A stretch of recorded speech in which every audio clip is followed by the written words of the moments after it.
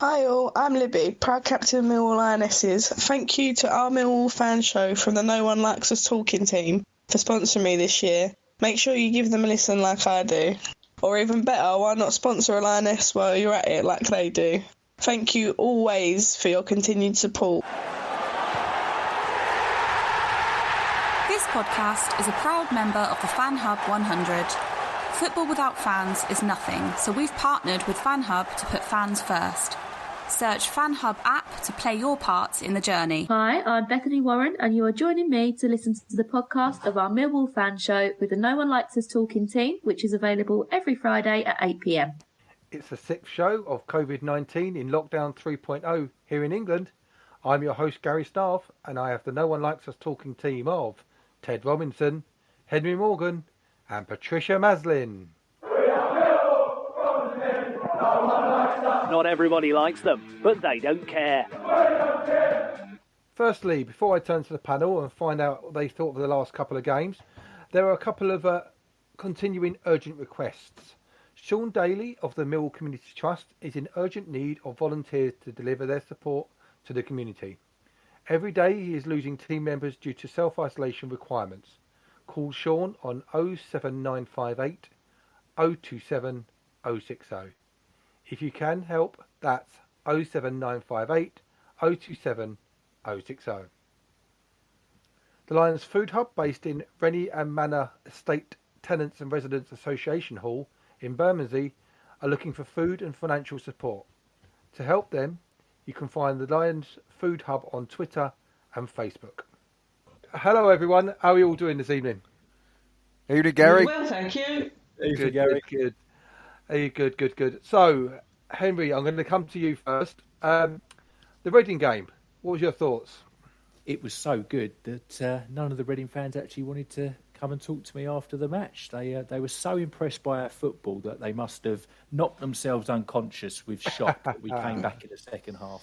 Because, unfortunately, the Tilehurst End podcast team just didn't seem to have any time to be able to speak to me or indeed, speak to us here on the show after that, or any other Reading fan. And that's probably because, not being funny, I think we really played them off the park. The first 25 minutes, we were the better side. They then got,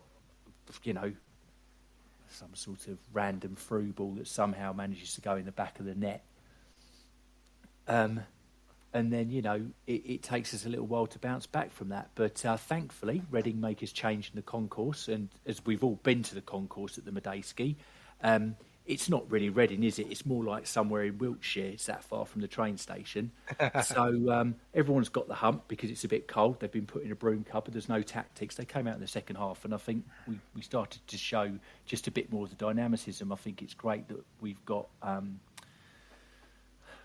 Mason Bennett, just popping up every now and then, getting a little goal. I'd love to see him get a bit more involved and just get the ball a bit more often and run at those defences. We've seen what he can do, Bristol City away when he can do that. But it was great to see him getting involved in there. And I think the Reading defence was so focused on Matt Smith that they forgot about the 5 foot, 5 foot nothing guy that snuck in there and got the header to win the match for us. But what a fantastic result for a team who, supposedly come down from the Premier League and still have those airs and graces about them, and they think that they shouldn't be in the Championship. So what a great performance for us to come back from 1 down.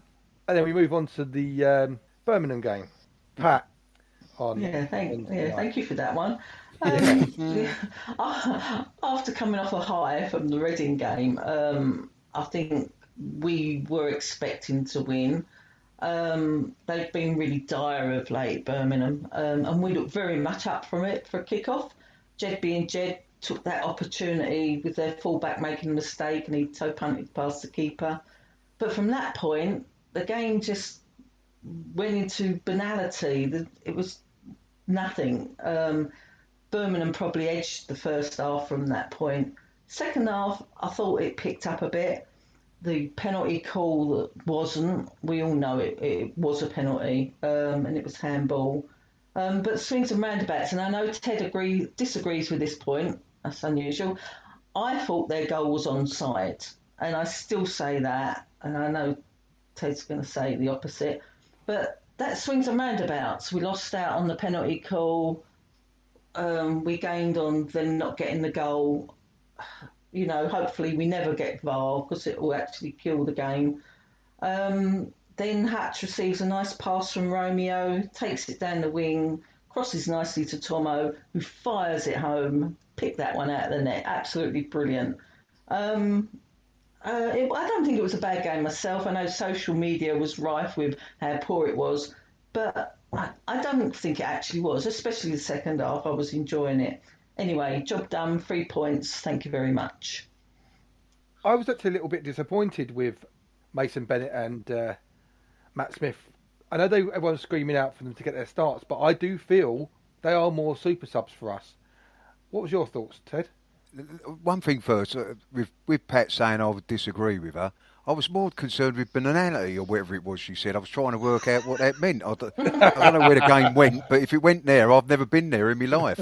But listen, if VAR was in our ground, take for Christmas. Yeah, if VAR was in our ground, we would have had a penalty and their goal would have been disallowed. Quite simple as that. But coming back to your point, Gary, I think if you don't play to Matt Smith, which is his strengths, which is what he's all about, and there's not much more to Matt Smith, he looks cumbersome, he don't look the part. If you put the ball into the box, here, get on the end of it. That's what Matt Smith's all about. Mason Bennett and Jeb Wallace seem to be in the middle, and Matt Smith seemed to be out wide. And it didn't really sort of happen for me, and I think we all know that going forward against Birmingham was quite disappointing for most of the game yesterday. Whereas against Reading, I thought, as Henry pointed out, for the first 25 minutes we was exceptional. Then the very bizarre goal that was there, and we sort of fell off of it. But then we came back with such a vengeance in the second half, and when Gary Rowett deserves praise for that because the changes made all the difference. And we very deservedly won out 2-1 winners. So that was a brilliant performance. And we come to Birmingham and it just seemed to be flat. But at the end of the day, they ground the result out and they got a 2-0 victory. So by and large, I'm quite happy with the way things are going with us. We keep getting disrupted with injuries, though. Jake Cooper's a big blow to us, in my opinion. And losing, I'll struggle with his name. The Dutchman, Cliftonveld. Yeah, losing him has been a bit of a blow because he was settling in really well, and there was that sort of combativeness that we need in the middle of the park for Ryan Woods to do his bit, if you know what I mean. I think when you got, completely agree. When you got Woodsy and Tomo, I don't know. There's not quite the sort of aggression in the middle of the park. I'm not saying that either of them pull out of tackles, but you know what I mean. The Dutchman gives you a presence in the middle of the park, which I thought George Evans did as well, by the way, on Saturday. I think George Evans looks even more comfortable in midfield than he does in the back three, and I'm quite happy with him in the back three. And listen, I know Henry says it's a long shot, but why not aim for the playoffs? Got nothing else to do, have we? Can't disagree. And look, I think about a couple of weeks ago I said I was quite happy having a season where we finished mid-table, but all of a sudden you get that little spark back and you think, ooh, why not? Well, we'll take a break there and be back with our first guest this evening. But for now, let's listen to how you can help Fantastic Fanatics to support our club financially. Hi, I'm Richard Gordon, and I'd like to invite you to become a Fantastic Fanatic. Fantastic Fanatics is a great way to raise funds for your sports club. Sign up today, find your club, and securely register your everyday debit and credit cards. Every time you spend with our retail partners, they pay a percentage back to your club. It costs you nothing, and you could win cash prizes along the way. Visit fantasticfanatics.com and help your club be the best it can be. I'm Gary Staff, and I'm back with the No One Likes Us Talking team of Ted Robinson, Henry Morgan, and Patricia Maslin. I've signed up for the Fantastic Fanatics online, and there are a wide range of quality online outlets, and where you can buy from them, a percentage will go to our community trust. Having trouble finding us? Search off for Spreaker, and then you just sub-search Millwall No One Likes Us Talking. We can also be found on Twitter and Facebook via our website and all other very famous podcast websites. Our first guest tonight is an absolute Millwall legend. I know the term legend is thrown around far too often these days, but I don't know a Millwall fan that could possibly disagree with me on this one. He was with Millwall when we won the old Division 3, the old Division 2, represented Millwall in the top flight, sat on the top of the league with Millwall as well, won the Football League trophy, represented England B, and as manager took Millwall to Wembley for the first time in many, many years in the Auto Windscreen Trophy. He played for Millwall in his first spell between 1981 and 1993, and then returned to Millwall in 1997 to 1999, with trips to Charlton and Bristol City in between. He then managed the Lions between 1999 to 2000. I could go on, but I'll just introduce him. Welcome to the show, Alan McCleary. Good evening, guys. How are you? Good evening, Alan. Good to be here. Welcome. Evening, Al. Thank you. Yeah. Before I let you chat with the team, let's take you back to 1981, Al. And how did you first join the Lions? I was fortunate. I was scouted by a good, well-known scout in South London, Joe Wilson. I was playing for Archbishop Michael Ramsey, which was a secondary school, Camberwell, and playing for South London schoolboys. So, and as well as that, it worked out well for me. I was actually a Millwall fan anyway. So, all in all, it was a great sort of move for me in terms of training at Millwall at the time.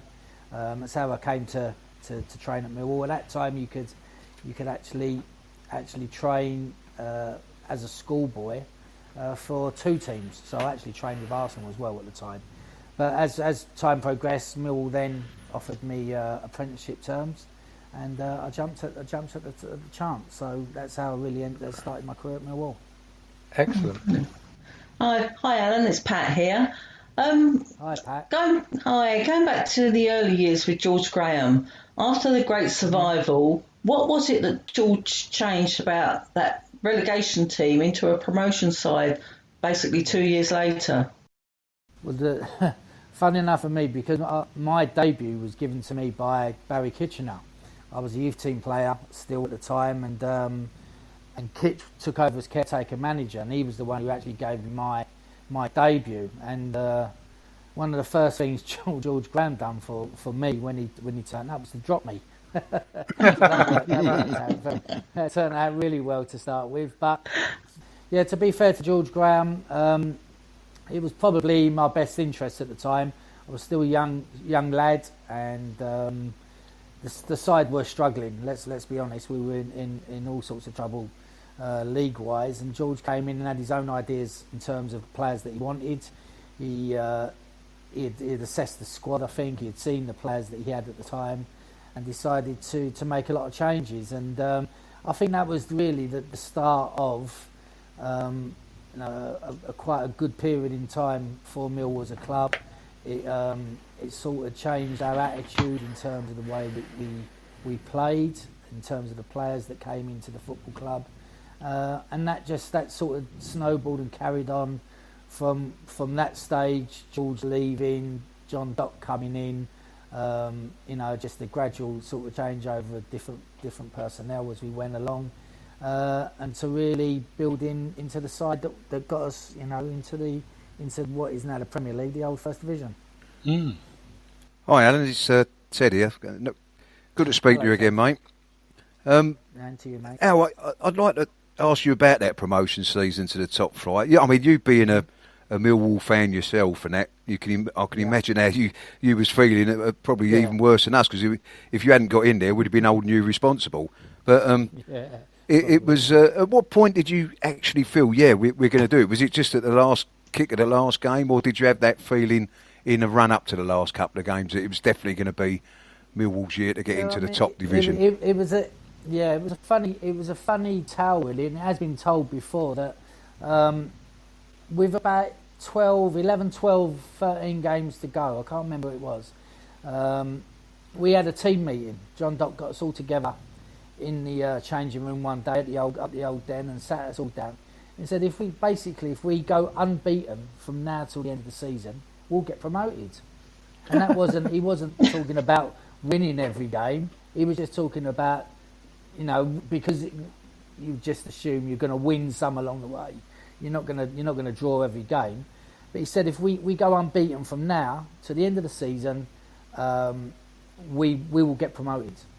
And you sort of buy into that, and you're hoping that's true. But I think once we went away to Leeds that year and beat them away, I think we felt that was on. Then we had a great opportunity to go and to get up and ultimately win the division, which was fantastic. And as you rightly say, being a Millwall supporter, and a lot of my pals are Millwall supporters as well. So it was a doubly exciting time and a proud time as well. Alan, Henry here, mate. The 2 seasons in Division 1, what did it feel like coming up against the likes of people, like John Barnes, Ian Rush? And what do you feel went wrong in the second season when we obviously got relegated? Well, I mean, I think we all viewed it.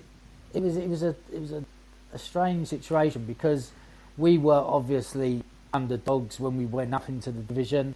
We were relatively unknown. I think Teddy and Cass were probably starting to get a reputation themselves, and we had Callie, who played for Ireland and bits and pieces. But in general, most of us were unknowns, and we were unknown to the division. There was, and we were unknown to the opposition teams and players. So, in many respects, that was an advantage to us because we took some teams by surprise. Our style of play, I think, helped us.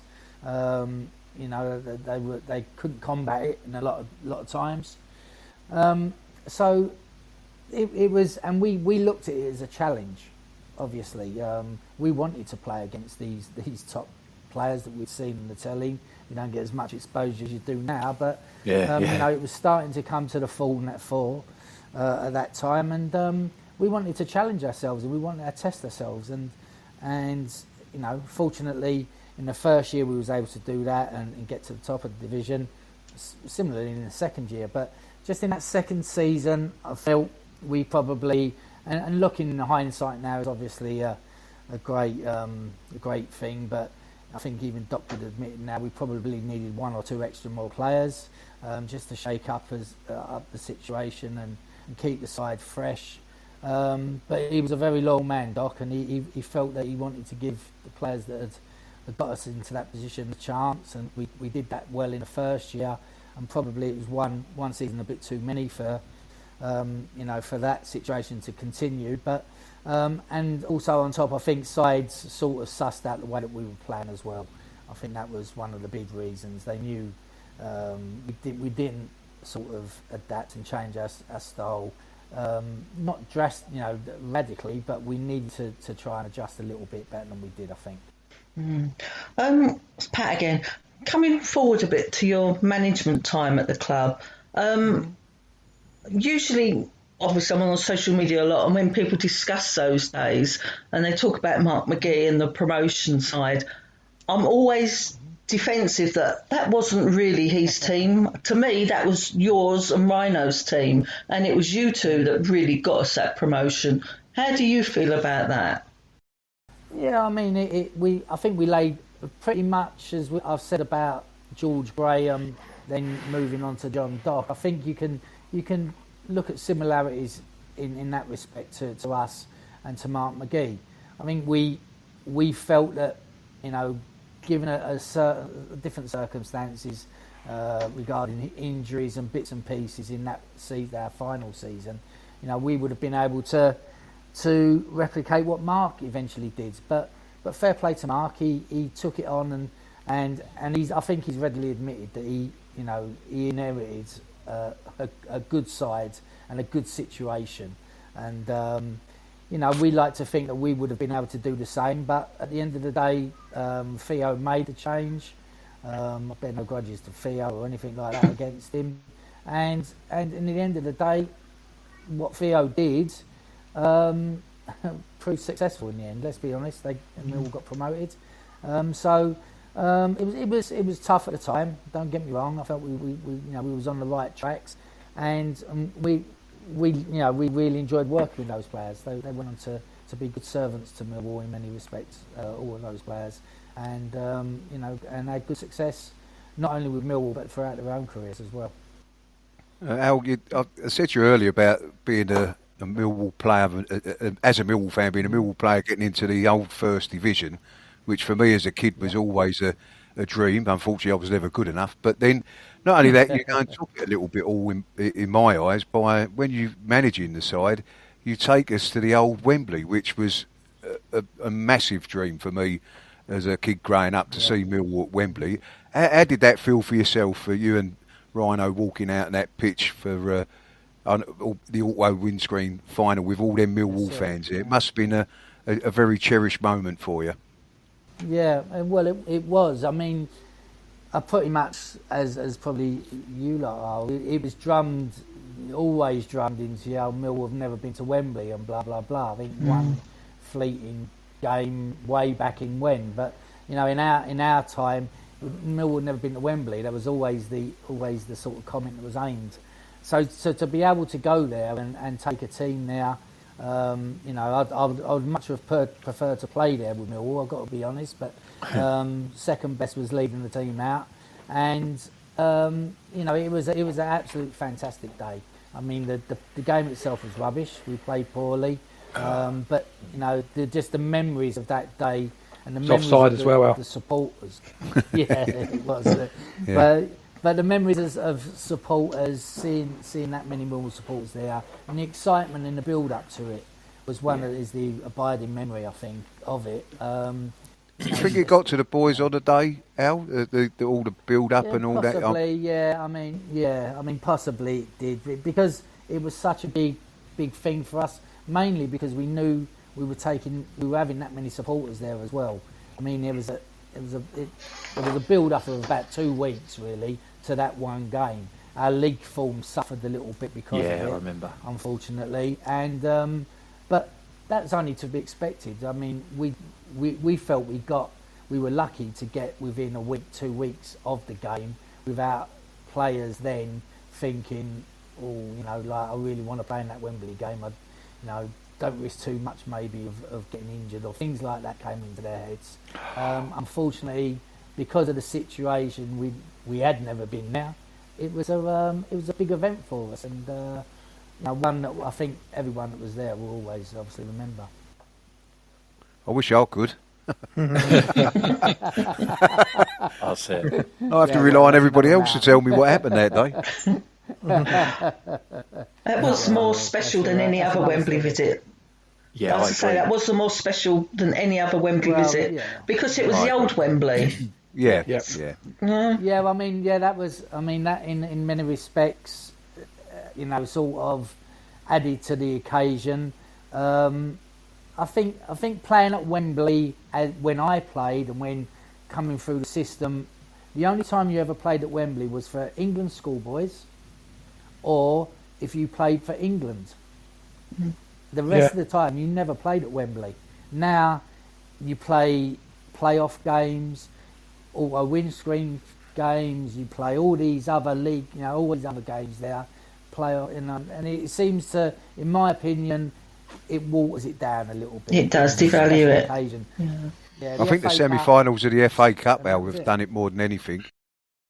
Yeah. Well, I mean, and for reasons that have their own sort of reckoning behind it. I can understand why it's had to happen, but as I say, when I was growing up as a player, you played for England there, you played for the FA Cup final, and you played England schoolboy games there, and that was about it. That was the only time Wembley ever got used in many respects. So, I think it slightly waters it down, and that's the way that it is, and football has changed completely. Alan, Henry here again, mate. Richard Sadlier, obviously, kind of, you brought him through into the team, and obviously, he got lost to an early injury, unfortunately. So we'll never know truly how good he could have been. Was he the next best thing since Teddy, do you think? In my opinion, put it like that, he's probably the biggest loss that Millwall, as a football club, have had since him leaving, I don't think there's been a player that has been able to been able to get to any height that he would have achieved. We brought Paul Moody in really for him to learn off of, and for them to sort of for him to have that experience of playing alongside an experienced player, training alongside him, learning from him. And Sad was a great lad. I mean, he really wanted to learn. He wanted to be a good player, and it was a crying shame. Unfortunately, his injuries. I mean, we lost him at the end of the start of the season, last training session before the first game of the season. He broke his arm and bits and pieces like that. It was a bit of a tragic story. But but he had his own personal injuries that were a lot more serious than that, obviously, and it forced him to retire. But he was a great lad. He wanted to learn and he wanted to really improve. And quite honestly, he would have gone on to bigger and better things, barring injury, unfortunately. One last quickie question, Al. I've got to ask this one. Who was really the manager, you or Rhino? Come on, I'm not having that giant manager lark. Well, I think you was more of a silent assassin than Rhino. What happened? The initial thing when we went over to see Theo about the job, basically, Theo said to us, "You two decide who's going to be manager, who's going to be assistant." And we sat down. We had a chat. We both wanted to have the title as manager. So we in the end we said to Theo, "You make the decision." He said, "Right, I'll make the decision." Mainly because of who I think is going to play more, because we were both registered as players. So he said, "You're both going to be sort of registered players, but I think, Alan, you'll play more games than Keith will." So he said, "Keith will be named as manager and you'll be assistant." Okay, that's fine, no problems with that. And then after the first season, I think I'd played 2 games. And Keith had only played 2 games, so that didn't work out as it was planned. I'd have gone and seen the manager about that, Al. Only playing 2 games. Exactly, yeah. So that's how that's. So at the end of that first season, that's why the titles were changed, because Theo just decided, well, neither of you are going to play enough games in the second season. It's fair that you're named as joint managers, and that was solely how it happened. Brilliant. Alan, before you go, just how are you getting on now, what you're up to now, and also a quick prediction for the weekend against Wycombe. I'm not involved in football now. I finished. I was doing some scouting for, funny enough, for Mick McCarthy at Ipswich, and so that sort of finished, that petered out when Mick left. So that was fine. Saturdays now mainly taken up with my grandson and my 2 grandsons, and I'm looking forward now to football opening up again and hopefully being able to take him. He's dying to get to a game. He's never been. He's 5 now, and I want to take him. I want to take him to Millwall. His dad's a Man United supporter, so we had battles about that. So I want his first game to go to Millwall, and so it's a race against time, against who gets him to get to a game first. So so mainly my time's taken up there. So I'm stuck at watching football on the telly nowadays and seeing bits and pieces of Millwall, and we'll get back to going to Millwall again and seeing that. As regards Millwall Wycombe this weekend, Millwall have actually had a good run of form recently, haven't they? So I'm going to go for 2-0 to Millwall. Lovely. Alan, well, thank you so much for coming on. Please come on again soon, or maybe we'll sort out that special that we spoke about a long time ago. Maybe one day in the future. Yeah. Definitely, because I think we've not even touched the iceberg of what we could talk about. We've hardly mentioned Teddy and Cass in this conversation. There's probably a lot more stories of Hurlock and Briley in midfield as well. So you talk me minute by minute through that Alter windscreen final, Al. I'd rather talk about Alan McCleary. Kevin O'Callaghan's penalty and what the feeling was like when that shot in. Yeah. And the penalty saved by Ornette as well at the end. Yeah, I think that was the Bournemouth game. That's a better feeling. Yeah, exactly. Alan, thank you for coming on the show and for all the memories. Hopefully we'll have a few more in the future. And take care. No problem. Thank you very much. Cheers, Alan. Guys. Cheers, Alan. Bye. Cheers, Alan. Bye. Speak to you soon. Bye-bye. Bye-bye. Bye. We'll take a break there before we listen to a fan who keeps up to date with the Lions from sunny climes all over in the Mediterranean. But first, here is the young man always on top of our games, Kai Bennett and his Millwall Fan TV. Hello, I'm Kai. I run Millwall Fan TV. I have done for about a year and a half now. You can find me on Facebook, Instagram and Twitter. If you just search in Millwall Fan TV, I should come up. You can also find me on YouTube at Millwall Fan TV. I do pre-match predictions, post-match analysis and full-time reaction. I also try to do as many interviews on ex-Millwall players. I've done about 10 so far and I've absolutely loved every minute of it. Thank you so much for all your support. And if you want to subscribe to Millwall, my channel, it's Millwall Fan TV. All your support is always massively appreciated. Thank you. I'm Gary Staff and I'm back with a No One Likes Us Talking team of Patricia Maslin, Henry Morgan and Ted Robinson. Kai is moving into football journalism, put my teeth in, and you can catch up with his work soon. Our second guest tonight follows the Lions from afar these days, in fact from southern Sicily. He has been a successful winner of the No One Likes Us Talking memorabilia in the past and has some great memories of Millwall. Through the wonders of technology, he follows the Lions these days, so give him a big welcome to our man surrounded by the Mediterranean, Nick Whythe. Good evening. Good evening. Evening. Hello, Nick. Hello there. Hi there. Nick. Yes. So, how did you come to follow the Lions and what are your earliest memories there, mate? Followed the Lions because my dad was a Millwall supporter, man and boy. He was born in London Bridge area, so he was always a Millwall supporter. But he would, as a kid, he wouldn't let me go. Or my brother, actually. He told my mother that the language was a bit too ripe down there.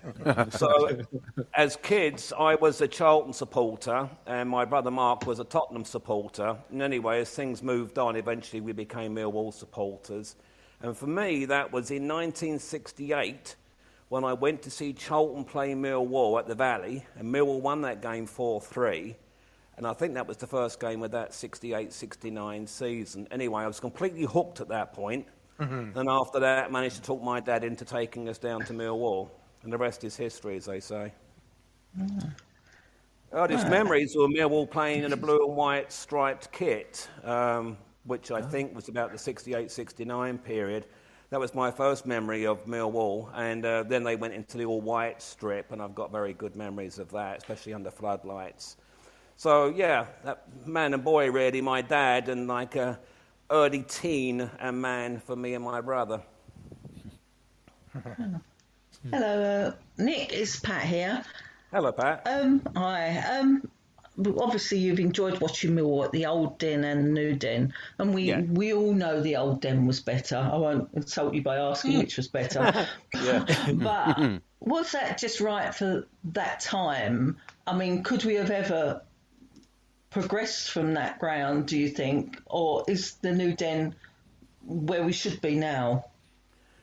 Well, yeah, I mean, the old den, anyone that's been there, of course, has got a love affair with it, and we all have. I mean, that stadium at that point really made Millwall for me. I mean, that long unbeaten run we went on, what was that, 59 games from memory? Yeah. I mean, that was due to the team, but also I think due to the stadium, because I think opposing players really hated going there. The thing, you read any ex-player's autobiography that's played at Millwall, it's always a tale of doom there. The thing is, with Millwall, obviously they couldn't have progressed in that stadium. I mean, I just don't see how they could have done it. So moving, for me, was the right thing.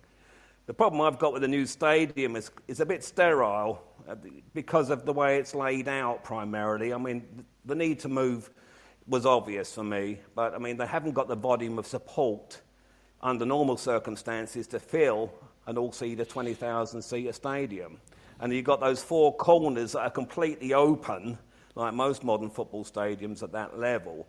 Doesn't really carry the noise around the stadium. You've got that away end, which is invariably empty, I mean, pre-COVID. And even when we've got supporters coming in, that you can only sort of let half of the away supporters have half of it.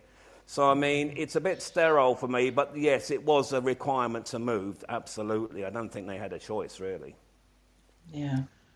Hi, Nick, it's Ted here. Hello, Ted. All right, mate. Nice to hear you talk about that Charlton-Millwall game, because that was actually the first away game that I ever went to where I stood on the terracing.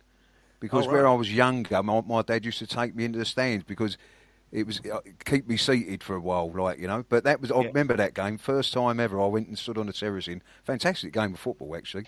But it was, yeah. You followed the Lions for a good many years, I can tell that, mate. And two questions I've got here. Over that time, who's been your sort of standout manager and also your favourite sort of player? Well, the standout manager has always been a problem for me, and I've discussed this with lots of people. I mean, the thing is, we've had some terrible managers over the years, but we've also had some really, really good ones. The first manager I can remember is Benny Fenton, who had that team in the early 70s. I've always found it very hard to choose between George Graham, who took over a very poor team from Peter Anderson, and his successor, John Docherty, who, of course, got us up into what is now the Premier League. So, I mean, I really couldn't separate those two. If I absolutely had to, I suppose I would go with John Docherty, simply because he got us into Division 1 or the Premiership.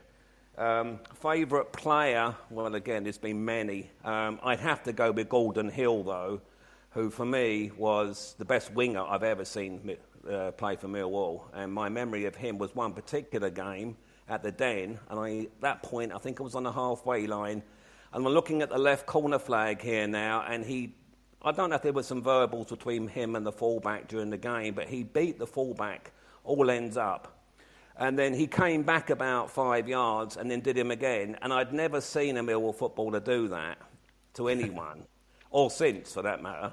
So, I mean, and, you know, his goals that he scored for Millwall and Manchester United and so on and so on, I just think he was a cut above anybody else in that division at that time. So he would be my favourite player. You know, the Terry Hurlocks and Tim Cahills are a very, very strong second, but Gordon Hill for me. I remember Gordon Hill's sort of first game, and he came from a non-league side. Yeah. And he came, I think it was against QPR on a friendly, and they had a fullback called Dave Clements, who was like on the verge of the England team. Right. And Gordon Hill absolutely roasted him, and I thought to myself, how has this boy been playing in non-league football? And anyway, I totally agree with you. Gordon Hill was an outstanding player, absolutely outstanding. Took your breath away at times. Yeah, he did, and they sold him really cheaply, didn't they? I think it was under 100,000 to Man United. Yeah. Typical Millwall, I suppose, but that's what it... Well, probably had to do that because of the money in those days. Nick, fantastic to listen to some of your stories. Henry here. Hello, mate. Hello. What do you think of our current run in the Championship, and how do you feel that Gary Rowett's got on this season? Well, I'm a lot happier now than I was 6 weeks ago, I'll tell you that, because, I mean, at one point I'm looking at a relegation scenario here, and I just couldn't see how we were going to be progressing at all. I mean, limited to what I can watch Millwall, apart from the highlights, although I do get to see the odd live game. I mean, 6 weeks ago and, you know, around the Christmas period, it was pretty dire. Now, I think, you know, he's kind of got the tactics right again, I think. He's got a good squad there, Gary Rowett, and I do rate him as a manager. I mean, I know people have bemoaned his previous records at his previous clubs, but I think he's doing a good job for Millwall. I really do, and I think, you know, given that there were other people who were interested in the job, we were not sure who they were, but I mean, I think Gary Rowett was a sound choice, and I'm very happy with the way that Millwall are progressing. I mean, I saw the game against Birmingham. They weren't exactly great, but I mean, you know, you'd like to think that they're going to start picking up some home wins now and push themselves up the table. Yeah. I was looking at the table this morning. I mean, Millwall have drawn 14 games. If they'd only won 5 of those 14, they would be in the top 6 now. And they were 1-0 up in at least 5 of those games at home. Yeah, they were, you know, and they've been unlucky. So, they've only been outplayed once or twice, you know, so I mean, they have been unlucky, but, you know, I think we're on a roll now. This second half of the season, this Millwall thing that we've got, which every season they seem to be able to do, I think they're going to start pushing up, and I do hope they're going to finish in the top 6. I mean, it's going to be tight, but if they can keep going and start winning some home games, nice. You recruiting fans out in Sicily, Nick? Well, I've got a little thing called Millwall in Sicily on Facebook. I've got some Italians attached to that and Sicilians as well, yeah. I'm an English teacher, so I teach Italians English, obviously, and a lot of them have heard of Millwall, even the 12, 13-year-olds. It's quite incredible, really. Well, they know Manchester United and teams like this, but they have actually heard of Millwall. I find it incredible that they would know that, but they do. So, and it's an education for me because I'm trying to teach them all the good things. Biggest small club in the world, Nick. I know. I know. No one likes us. Yeah, you need a school trip over to the Den after COVID. Yeah, that would be interesting. Wouldn't mind doing that. Yeah, well, having the Millwall pre-season friendlies over here, that would be good as well. Yes, please. Right. Beats Dartford. Yeah, could play Palermo or Catania much better than Dartford or Bromley, that's for sure. I'll take that all day long. To be honest, on your Facebook page, have you got a Gianluca Sardi? Do you know? Because No, I've I just don't think so. ordered him a Millwall flag that's gone out to Italy. Oh, well, I'd like to think I'll I've have got to tell something him to do about with your that. site, won't I? Tell them about my site, yeah. I will do. Yeah. Well, I'll post the highlights because I've got a mate in the Philippines and he's a Millwall supporter. He just can't get for some reason, he can't pick up YouTube highlights or anything. So I post that on Millwall in Sicily. And as a friend of mine, he gets to see that. So, yeah, I sort of spread it far and wide, Sicily, the Philippines. I've got kids in Canada. They always spread the word. Right. Oh, it's brilliant. Right. Sounds like a takeover. Going to take over the world. That's right. Halfway there, aren't we? Halfway there, mate. Yeah, we are. Oh, well, it's been great to catch up with you, Nick. But before we say till next time, which we definitely will, it's a tradition to ask a prediction for the next game. So, Wycombe Wanderers up next. What do you think? Yeah, I'm a bit, to be honest with you, I mean, after 2 home wins, I'm a bit nervous about Wycombe. I've got no reason why. I just think they've got nothing to lose. They're going to come out like a spent heavyweight boxer and come in out having a real go. But I would like to think Millwall are going to win. So I would go for a Millwall 3-1 win on Saturday. Which should push us into the top 8 or 9 and then push on from there. Well, I was looking actually, Nick, you're saying you were looking at the league table this morning. If the results go our way at the weekend, we could go to 7th. Well, that would be very nice, wouldn't it? And actually, we've got two or three, I wouldn't say easy games, because I don't think there is an easy game in the Championship, but we've got easier games than we've had in the last 7 or 8. So you'd like to think we could pick up a few points in the next 3 or 4 games and certainly get into the top 6 or close to it. I was listening to a friend of the show, Mr. Benjamin Bloom, earlier today, and he was saying that our next 10 games are actually against the lower ebbs of the division as well, not one top 6 team in the next 10 games. And, well, there you go. 30 points would be nice then.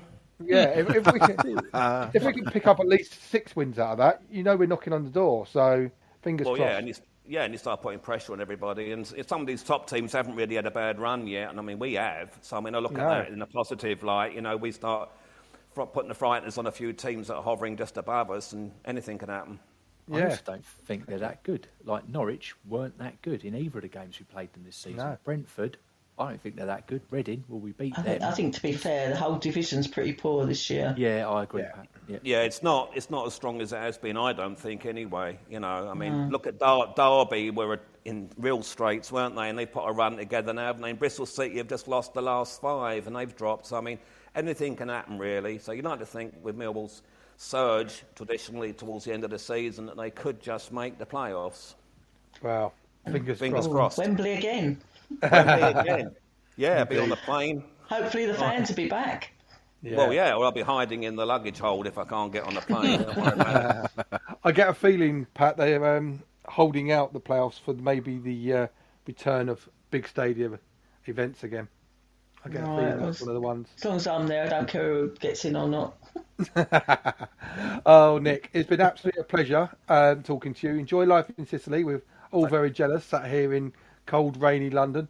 We wish you all the best. Thank you so much, and thanks for inviting me, and good evening. No problem at all. Cheers, Nick. Bye-bye. Bye, Nick. Bye. Ciao. Bye. Hey. Don't forget our fan in the dugout, Sean Ash, from 3 weeks ago. He was inspirational walking around the Den. Now, don't forget, if you want to help Sean, help the London Ambulance Services NHS Trust, you can put Sean, Ash, Just Giving into your browser, and a link will take you to the page to make a donation. Come on, one and all will, and will help us make a massive difference to Sean and the NHS Trust. We'll take a break there before we look ahead to our up-and-coming fixtures, but for now, here's Bethany Warren and Be My Eyes.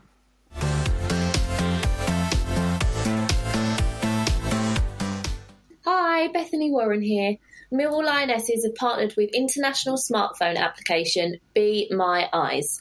Be My Eyes is an application that truly benefits the poor of sight and the blind, but is supported by those of us that can see. You might wonder how blind people deal with everyday challenges. Well, normally the answer is simple. We're not that different from you. We play music. We go to school. We go to work. You get the picture. But sometimes the simplest things can be difficult, and we need a pair of eyes. Connect to first available number. That's where you come in. Establishing video connection. Through your smartphone, Be My Eyes connects the blind with sighted people through a live video connection. Simply choose if you need help or want to help by the click of a button. That's a nice picture of you and your family, Caroline. Is it for a present? Yes, it's a photo from my parents. You can help just by installing the Be My Eyes app. Bricked image. And we'll notify you when someone needs your help. And if you're in the middle of something, don't worry. Someone else will step in. So, would you care to be my eyes? Be My Eyes is displayed on the Lionesses shorts this season. Download the app onto your smartphone now and help those that need your eyes straight away.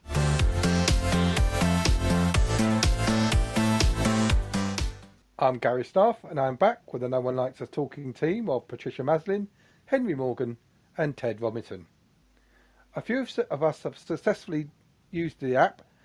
If you have, just let us know by sending an email about it to studio@noOneLikesUsTalking.com. That's all lowercase, and talking is without a G. studio@noOneLikesUsTalking.com. And George has sent us some showroom memorabilia left for a few responders. There are 3 more opportunities to win No One Likes Us Talking memorabilia. Well, it's time to look ahead to what's coming up in the next for the Lions, but first we'll hear from that young and energetic Lion fan, the lovely little Ellis Barr. Hi everyone, Ellis here. Thanks for watching my videos and thank you for all the support. But now it's time to look ahead to your next match. Come on, Millwall! Thanks, Ellis. And since you've been doing that, the Lions' form has massively improved. Thank you, Alice. Our Henry Statto Morgan is up next with the opposition friend of the show, Phil Catchpole, from the podcast Ringing the Blues and BBC Three Counties Radio. Let's hear what he has to say ahead of Saturday's game. This evening we're talking to Phil Catchpole, Wycombe fan and BBC Three Counties radio commentator and reporter. Good evening, Phil. Evening, how you doing? Yet not too bad. Anyway, a brief history of our fixture with Wycombe sees us playing each other 19 times, with Millwall winning 7 of those games, Wycombe 6 of those games, the rest being draws. Something that I think is important to mention is that Wycombe's last 2 visits to South London and the Den have resulted in victories for Wycombe Wanderers FC. Currently sitting 24th in the table, won 4, lost 18, drawn 7. Phil, those are the numbers, but do they sum up your season? What don't they tell us, basically, about Wycombe so far? I mean, if you were to look at those numbers, you'd think it's been a pretty miserable time. But indeed, first ever time in the Championship. I think a lot of Wycombe fans were expecting it to be really, really tough. But a lot of those 18 defeats have been very hard fought, and the team have been rolling up their sleeves and getting stuck in. They haven't dropped their heads, and they're still fighting hard. And they lost to Derby in what was, I think, their best. I saw 94th minute performance of the season. They had a really bad offside decision go against them in the first half, which when you're down the bottom of the table, that tends to go against you. But there's injured players at back, and I think Gareth has actually found a system now where, he can. This sounds like a really obvious thing to say, but he can get the 11 best players on the pitch in a formation that tends to get the best out of them. He seems to have found that now with the injured players coming back, and albeit they're a long way out of touch. There's still hope that we can turn it around, but as you know, that it's the hope that kills you, isn't it? It certainly is. Fred Onyedinma, obviously ex-Millwall. I always thought of him as a very exciting player. Went to you in the summer. I think there's a really interesting quote from Adebayo-Akinfenwa.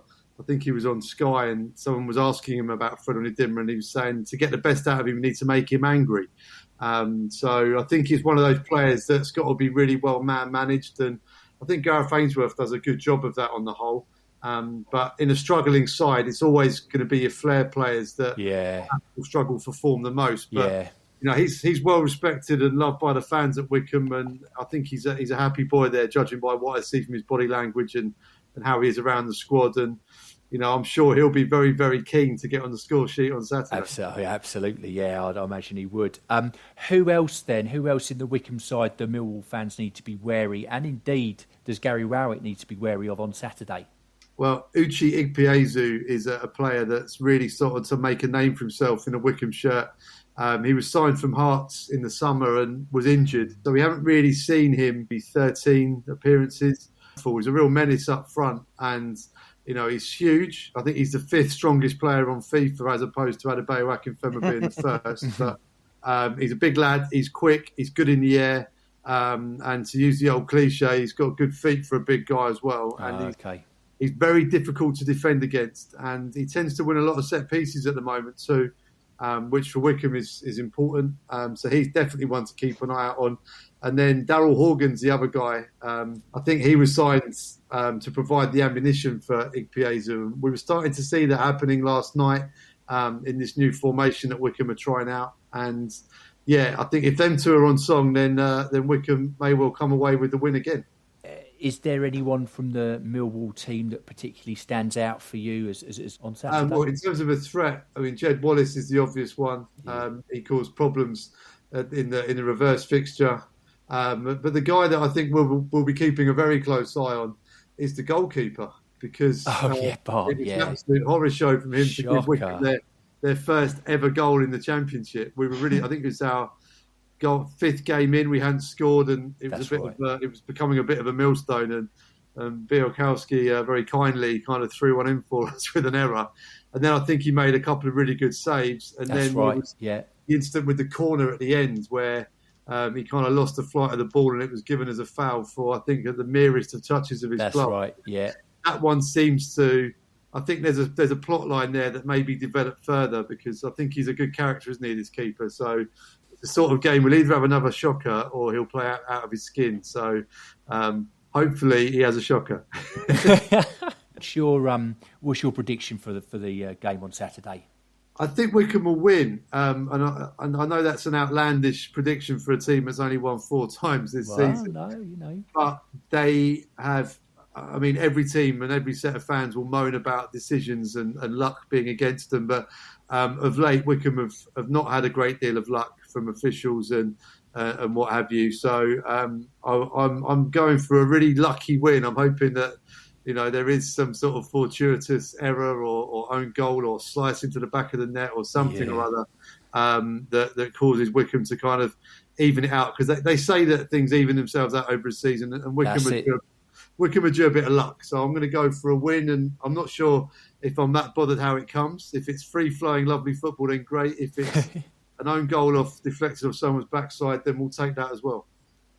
So a lucky victory for Wycombe on Saturday then, Phil. Thank you so much. Good luck for the rest of the season after then, and thanks a lot for coming on and talking to us. No, absolute pleasure, mate. And same to you guys too. It's always good to see Millwall doing well in the Championship, but after Saturday, I hope you carry on and push up the table. Thanks, Henry and Phil. Our Dutchman, Michael Kieftenveld, will be looking forward to this one. But what about those thoughts? What does everyone think? Let's go with Patricia first. Yeah, he seems very optimistic, that Phil, doesn't he? He's a good lad. I spoke to him as well. Yeah. As you said, they're bottom of the table. It's going to take a miracle for them to stay up. We all know this could be a typical game for Millwall. Roll over and gift it away. Obviously, Fred's back. Now, Phil said he plays better when he's angry. No fans there. Perhaps Fred won't get so angry, so we can discount him. In our defence, our injury situation is looking ominous, with Jake going off Wednesday with his old shoulder injury. We are, however, on a 7-match unbeaten run. The luck is returning, and we have several players who are capable of playing in more than one position. That should help grow it out with his team selection. Should see the return of Kieftenbelt. I think I don't believe in Phil's optimism. I really can't see him doing much down the Den. Fair enough. Ted, do you agree with Pat? Well, I wouldn't discount Fred for starters because I've seen enough of that boy to know that he can he can star in a game if he wants to. I think I've always thought that Fred was the only one holding Fred back was himself sometimes, because I remember his debut against Charlton where he was man of the match. So I wouldn't write him off, and I wouldn't write Wycombe off, not in this game anyway. I'm confident with Millwall. The only problem is losing Jake Cooper. I think is a big blow, a massive blow. I think it'd be nice if we can get the Dutchman back. I do like the look of George Evans. I think he's a very good player for us. And of course, with Zahor out, there's the up front business. But Wycombe's going to come. They are going to have a go, like Phil said. They've done that in every game that they've played. They've had a go. They beat Huddersfield last week after being 2-0 down. And hearing that they played and only lost in the 94th minute against Derby, and having a few things go against them, proves that they're not playing badly. They're having a go. They're going to be a dangerous side. And, let's be honest about it. We wasn't at our best against Birmingham. We got dragged down a little bit to sort of Birmingham style of football. That's the one thing I'm a bit worried about on Saturday. But we've got enough. We've got enough in us, and we're on a good run. And there's no reason why we still can't take the 3 points. I do agree with you there, Ted. But don't forget, we've got our new right winger, Sean Hutchinson, putting in balls these days. He could mix a few things up. Bet they can play anywhere. God, what a pass that was. Embry, let me ask you a question then. With that in mind, would you maybe stick in a few of the fringe players, like, for example, give Mitchell a run, give Ferguson a run, maybe one or two that have just been sitting on the edge, just to give the regular ones against a team like Wycombe, who they are fringe players could beat? Would you maybe do that, or would you try and stick with the... We're not going to go down. There's absolutely... I can't see any chance of us going down. We've beaten Wednesday and we've beaten Birmingham City, which, if you want to call them 6-pointers, they were 6-pointers. So I think, why not bring on the youngsters? Stick Burley in there. I actually think Fergie's a cracking player and doesn't get enough playing time. So put him out there. And sort of maybe see what they can do against a Wycombe team that's obviously been struggling. And I think the important thing, Emery, is I'm afraid I think we're getting sort of stuck that we can only play with a back three at the moment, because I don't think Gary Rowett will trust Pearce in there with the two, if you know what I mean. And losing Jake Cooper and Murray Wallace, unfortunately, that if Murray was around, I'm sure he would come straight in for Jake Cooper, and I don't think Gary would be too worried about playing Wallace and Hutchinson, Because the other thing I was saying about George Cooper, I was really impressed with him when he moved into midfield against Reading. I thought he looked a really quality player. But what I think at this moment in time, because Pearce is going to have to play, we're going to have to play with a back three. And then I think that limits the chances of Shane Ferguson getting into the team. Yeah, it does. Do we necessarily have to play with a back three? Why can't we put Evans in there? He can play as a centre back. Why can't you just play the four? I'm not sure that it'd go with Evans. I'm not sure that Evans looks comfortable in a back three, but I think he might be more exposed if it was just him and Hutchinson. That's the feeling I get. Whereas Cooper's got more of a presence about him. So I don't know that I'd be comfortable whether it was Hutchinson and Evans or Hutchinson and Pearce. And I just get a feeling that Rowett might feel the same way. I may be wrong, but because I think the way to beat Wycombe is to set up positively and go at them from the word go. They give goals, they leak goals. Let's go at them, get in front. And I don't think. Well, I'm saying that they've come back against Huddersfield, but I think we should be more than capable of holding on to a lead against them. So let's quickly get some predictions in. Pat? I'm going 3-1. I think that's agreeing with our guy abroad, isn't it? Ted? 2-0. And Henry? 2-1. I will go 3-0. No rest up for the Lions next week as we travel up the M1 to Kenilworth Road on Tuesday to face the might of Luton Town, which is on Sky TV. Back in October, we defeated the Hatters 2-0 at the Den. Since then, we have registered more wins than us. But what do you reckon? We'll go through this one a bit quicker than the last. But Henry, up first on this one. Well, I mean, Luton have been doing okay, haven't they? They've been playing quite well, and for a majority of this season, they've been above us in the table. It's Kenilworth Road, isn't it? I mean, it's quite a difficult place to go to, but we always have decent support there. I think a draw would be a good result there. So, I mean, I think I'll go for a 1-1 draw. Okie dokie. And Ted, what are your thoughts on that one? I think Luton might be one of the sides that may be beginning to go into a bit of a slide, if I'm honest. I would have been a bit more worried about playing them about a month ago. Decent side, though. They have been playing pretty well and doing perhaps better than people thought in this division. Always difficult at Luton. I don't know why. I can see why Emery's gone for a 1-1, but I think we are on a roll. So I'm going to stick my neck out and go for a 1-0 away win. I like it. And Pat? Unusually, I agree with Ted. You're feeling all right, Pat? I think we are playing better away from home, and I think we're going to win 2-0. No, I'm going to go with you as well, Pat. I think a nice 2-0 win as well.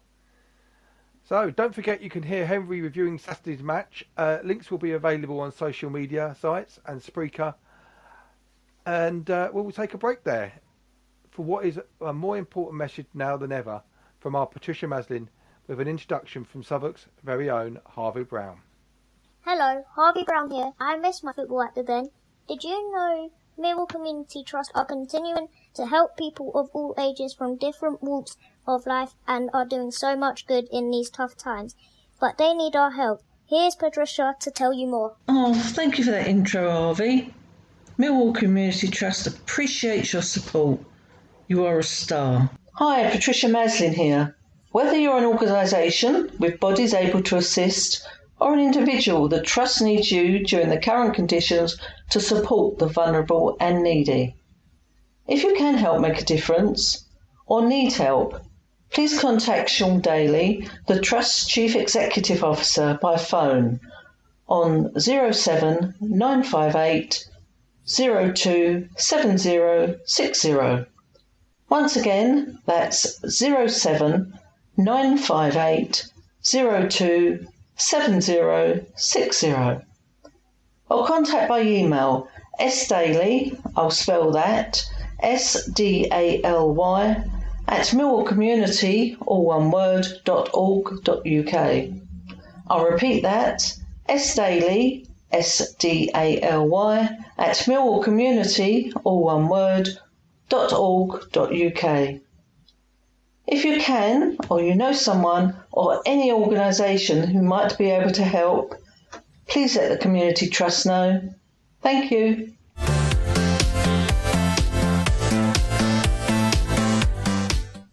I'm Gary Staff and I'm back with the No One Likes Us Talking team of Patricia Maslin, Henry Morgan and Ted Robinson. People continue to lose their lives to this dreadful virus or as a consequence of suffering with it. Deaths and infections continue and people continue to be hospitalised too. Our thoughts go out to the victims, their families, friends and those that take care of them. There are so many fans who want to support the club, and you can help by joining the Lions Loyalty Club, costing £40 with benefits. For $25, you or a member of your family can also be a crowdie, or why not sponsor a player's kit at the discount rate of £450. That's £130 off with all the benefits. Or you can also obtain a virtual mascot package for £104. Watch out for the virtual match sponsor packages, which are shortly to be released.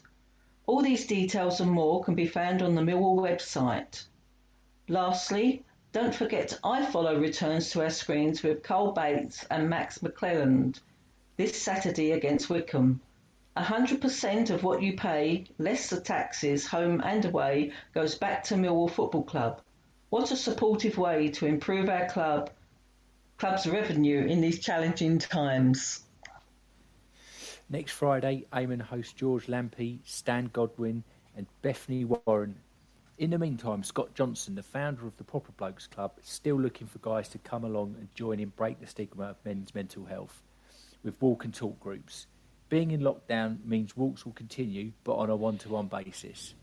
Check out the Proper Blokes Club on Twitter and Facebook for further details. And don't forget to get behind Sean Ash, Millwall fan and London Ambulance Service call handler, on his walking challenge for the LAS NHS Trust. Simply insert Sean Ash Just Giving into your browser and a link will take you to the page making a donation. Good night from me. Don't forget, neither the Millwall Lionesses or Romans are playing football under the current restrictions, but hopefully it won't be long that we come out. Nonetheless, player sponsorship for the Lionesses is still available this season. You can do this individually or share the burden between a few of you. If you can give them some added support, it would be most helpful. You can find details on their website. Just put Millwall Lionesses into your browser and you'll find them easily enough. We have led by example and sponsored the wonderful Libby Stubbs, who is the Lionesses captain. So it's good night from me. Lastly, let's not forget to keep safe on the streets out there. Follow the lockdown guidance, social distancing when outside, and a face mask when necessary. That's it from me. Thanks Patricia, Henry and Ted. Until next time, good night.